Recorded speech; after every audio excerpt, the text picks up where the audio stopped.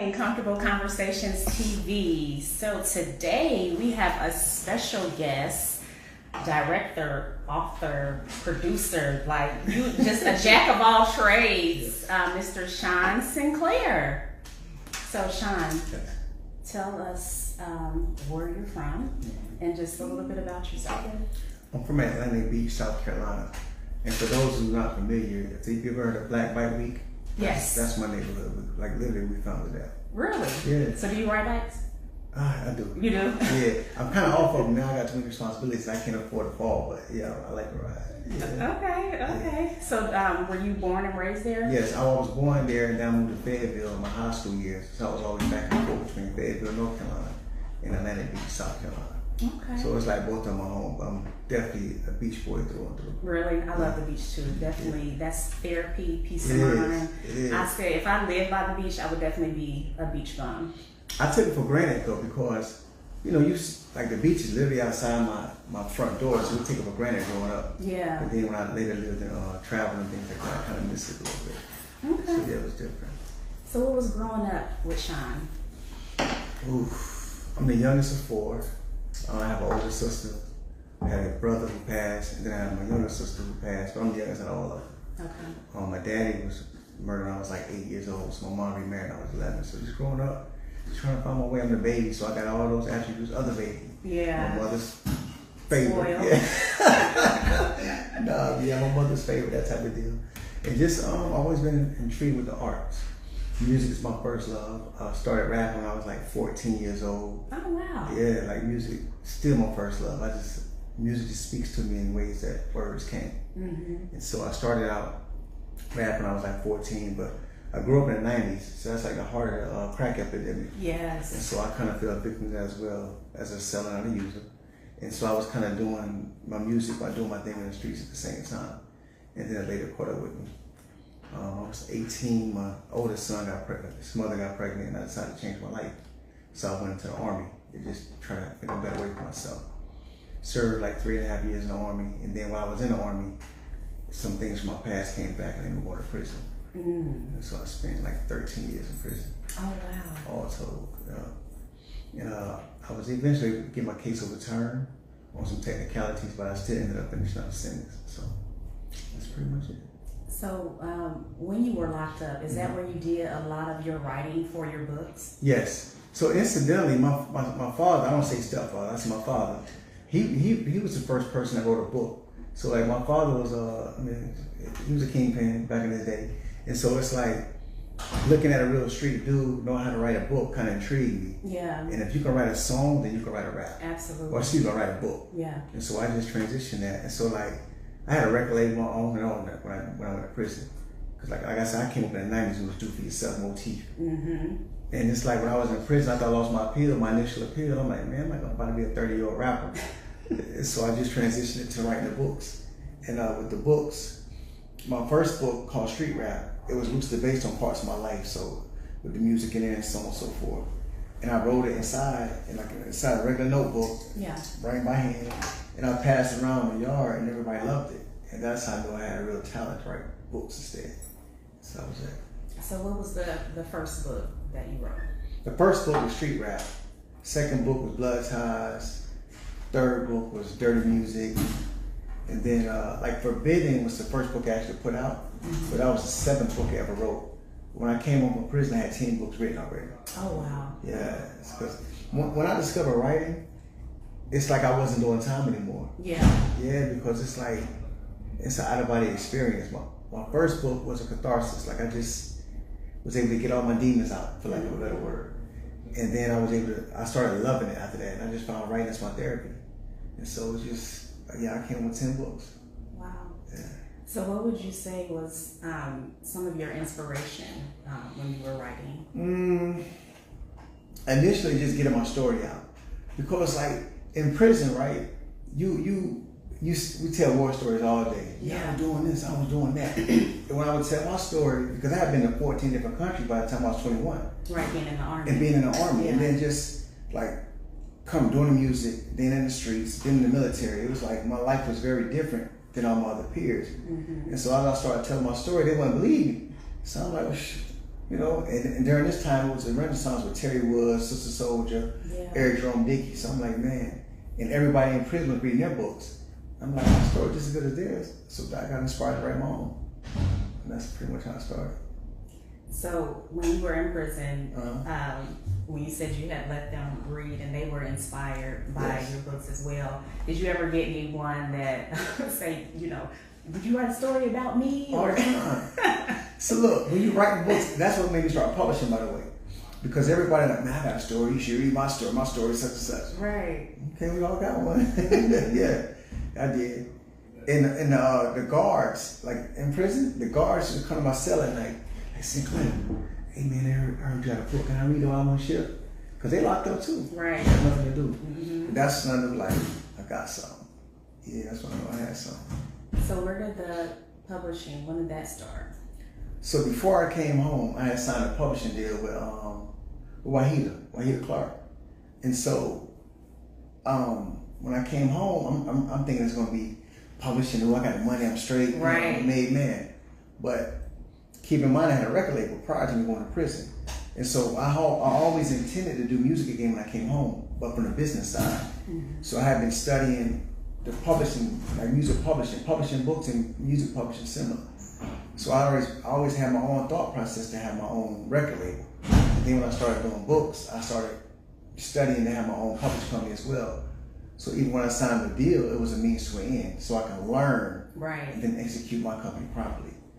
And that deal, we cool, we wasn't that bad about it. It just some other things were going on with her, so my deal kind of petered out. And so after like 18 months home, I started my own company just to put my books out primarily. Yeah. And that's what I did. Okay. Now tell us about the music. Yes. So you started rapping at 14 years old. Yeah. And started the record label. Yes. So did you have any other artists on the record label, or was it just me and my guy from Jersey named Smitty? And mind you, I was in Germany doing music as well, so it's like the mid-90s. It's just a different worldwide music is a different scale. Like Sony was known for SBMG over there. Mm-hmm. So we had an opportunity to get a songwriting deal with Sony when I was over there and everything. It's just different. But it was me, my guy Smitty, my other guy B, just our own little collective. I wasn't signing artists back then. It was all about putting my own stuff out. Okay. Did you guys come together as a group? We did. You did? We did, yeah. We had Germany on Smash though, for real. Really? Yeah. Okay. Because they really love hip-hop over there. Yeah. Yeah, they love a lot hip-hop. of people don't know that, that they love hip-hop out that way. Yeah, Wu-Tang like the Beatles in Germany. Like when I was there, it was Wu-Tang. It was the mid-90s. You got Wu-Tang, Mobb Deep, Biggie. We opened up all them. Like, and when we performed, they wanted us just as bad as they wanted them. Wow. Besides Wu-Tang is Wu-Tang. Yeah. Yeah, they're like, get off the stage. Get off the stage, let them come up. Yeah, so. So when did the directing and producing come in? When did you know that you wanted to be in the film industry? Well, anytime I write my books, and if you've ever read one of my books, people say they read like movies because I'm very descriptive. And when I'm writing my books, I see them as movies in my head anyway. So it was just a natural transition. I moved from Carolina to Atlanta like 2016 to go to film school so I can turn my books into movies.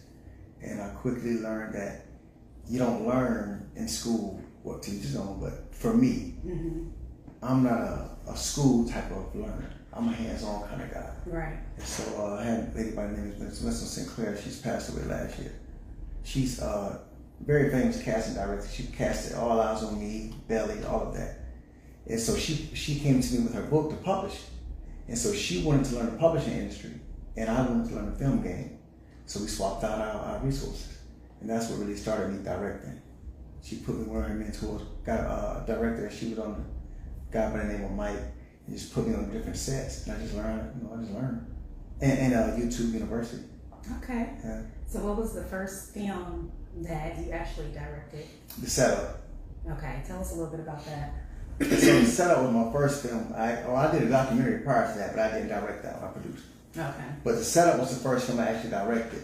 It's a crypto crime thriller. It's about a guy who infiltrates a cryptocurrency firm, presumably steal codes. but he falls in love with the boss's wife. Oh. Yeah, it's streaming on Tubi right now, so it's on Tubi. But initially started out as a short because I had to get my feet wet on what to do. And so we shot it as a short. My partner at the time, Danielle, we wrote it, and then we shot it as a short film. And we premiered it as like a showcase along with other films. And everybody loved it. And so my mentor, Miss Larissa Bates, she's my mentor in film game. She was like, you could really do something with this, make a feature. So Larissa and I, we got back together, we knocked the bolts out and turned it into a feature. And I shot it in 2020, I think it was, 2020. Okay. And the rest is history. How is it like for you working behind the scenes? Because of course I'm in the industry myself, and I direct, produce, manage, do bookings and stuff like that, and every aspect of it is different for me. Even when I started off acting and then transitioned over to directing, how does it feel to you being a director, being behind the scenes, and just looking at, especially when it's your own project come to life? How is that for you? Not to sound blasphemous, but it feels like a God, man.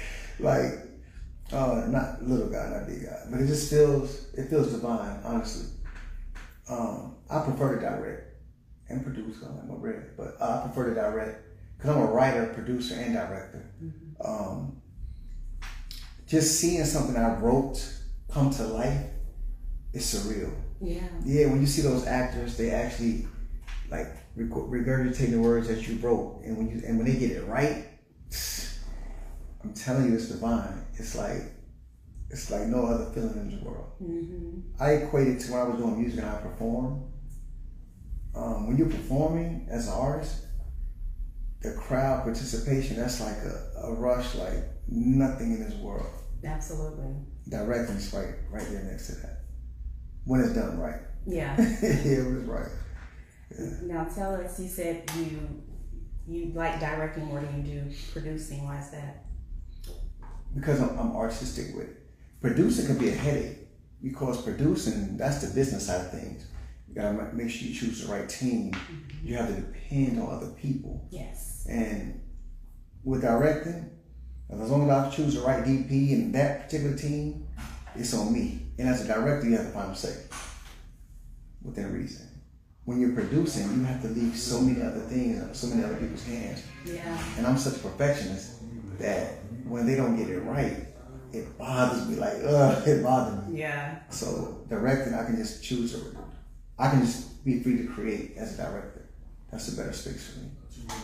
Did you take in hand and participate in any of the casting for your projects? Yes, pretty much all of them. Yeah, pretty much all of them. A lot of my projects, I already know who I want from jump, for the most part. The setup, hands-on directing with that one. A Grandmother's Faith, hands-on casting with that one. Yeah, pretty much all of them, besides Sugar Baby. And I didn't direct Sugar Baby, I wrote and produced with that one. So when you look at the cast, and then when you actually see them in production, has there been any cast members to where you was like, you know what, I think we need to recast him or her because they're not really fitting? Yes. But you know what though? I'm such an artist. I try to work through it. Like, if there's some time, like, my thing is this: the table read is going to tell you everything you need to know. So by that second or third table read, if they're not up to par, I'll get rid of them. I don't care who it is. If I'm able, I don't care what the name is, because it's the military. How you train is how you're going to actually fight in combat. Absolutely. So by that second table read, if you're not off the page or if you don't have it right yet, I don't have enough confidence in you to risk my budget. And what I mean by that is, as you know, time is money when you're filming. It is. We got about 2 or 3 takes. Let's get it. Yeah. Because we got to move on.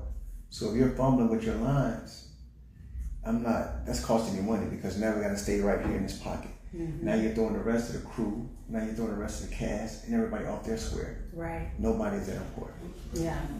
Yep. Time is money and money is time. Yeah, I tell my team when we go out table reads, nobody is bigger than the project. So even me, if I'm not up to par, I get replaced too. That's how I see it. So what is your message to up and coming directors and producers that are wanting to get into the film industry? Take it serious. So my message would be twofold. For directors, learn the craft. We're always learning. Yes, every single day. We're always learning. Don't think that I got this. And particularly for Atlanta, know your role as a director. Teach his own, but I don't see Spike Lee on the camera. Maybe in his early days, but you gotta have the right team around you so you can direct. Yeah. Trust your AD, so make sure you hire quality ADs for my directors. Trust your DP, make sure you hire quality DP. So trust your right team so you can be free to direct. That's something I just learned on a series I just shot. And again, you're always learning. You do. Yeah, you always learn. Every single day. Yeah. That's what, like you said, it's very important that you perfect your craft every single day because you're learning something new. Yes. And don't be afraid to say, I don't know. Yeah. That's why you hire people smarter than you or just as smart as you because their job is to help you execute the vision. As a director, you don't have to know everything. You just have to have your vision intact. And then from there, you just hire the right people around you. Producer, same thing. Get your budget up. Don't teach your own. I'm gonna say this: don't film until you got your budget. Yes. Because these are people's career you having.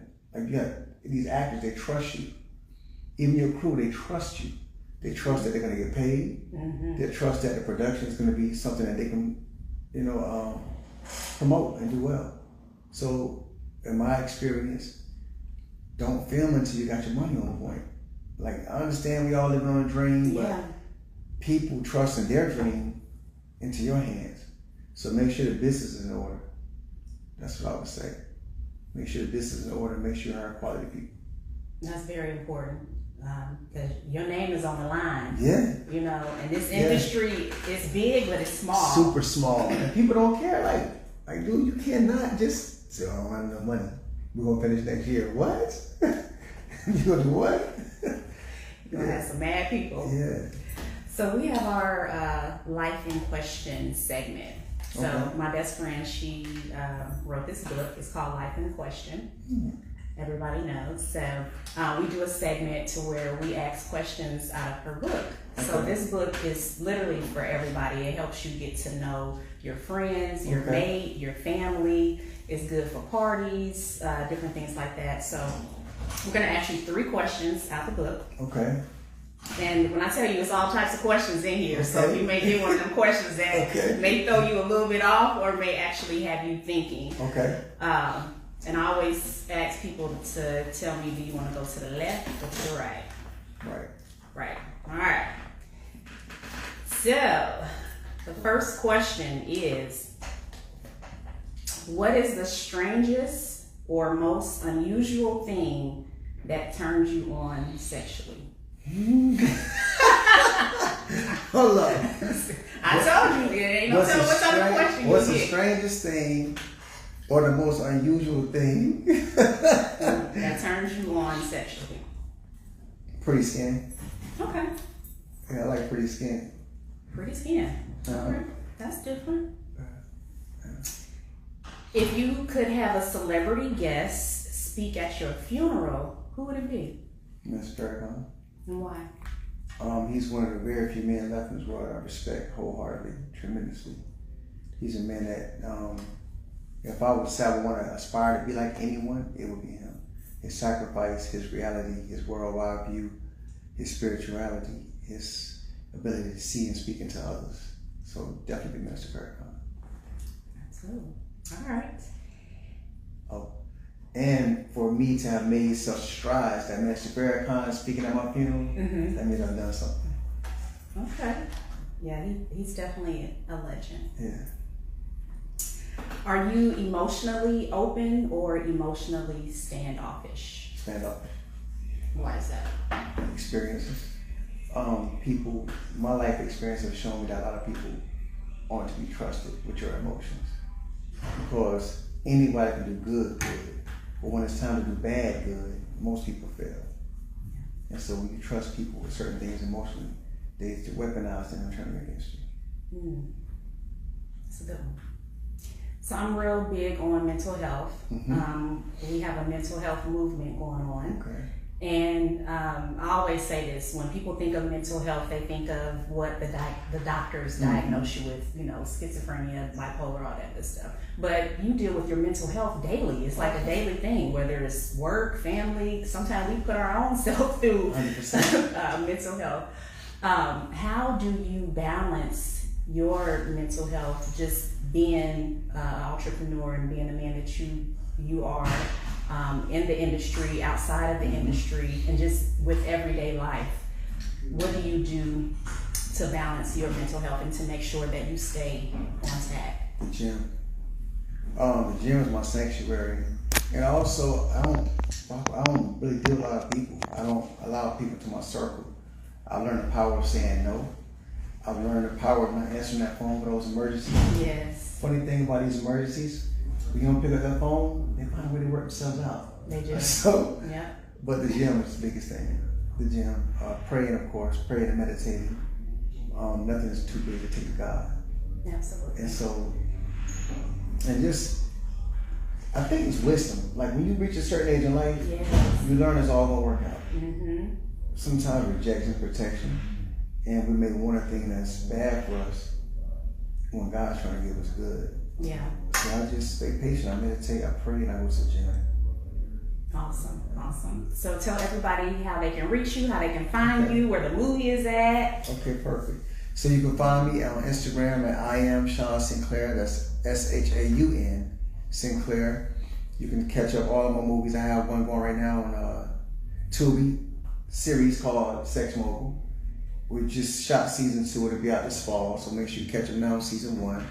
The setup, the movie I just mentioned, that's on Tubi as well. Sugar Baby is streaming right now on BET Plus. Okay. Starring Lance Gross. I've seen that. You did? Yes, I love that. Yeah, that's nice. That was really good. Thank you. That was really good. Yeah, so I wrote that one. Man, we have Fractured on Tubi. We have Intrusive on Tubi. Oh, our reality show, Beauty Bosses of Atlanta. It should be out any day now. Okay. We just had a premiere for that like 2 weeks ago. So it'll be on Tubi. So just go to Tubi and type in my name, Shaun Sinclair. All my films will come up. If you want your book published, you can go to penandpenpublishing.com. That's PEN, the number 2, PEN again, publishing.com. And just Google me and I think everything will come up. Awesome. Thank you so much for joining me today. Appreciate you. Thank you guys so much for joining Comfortable Conversations TV. Make sure you follow us on all of the social media outlets. You know what it is, YouTube, IG, TikTok, all that good stuff. Make sure y'all follow us. Make sure y'all keep tuning in. And thank you to all of our sponsors. We love you. And we are out.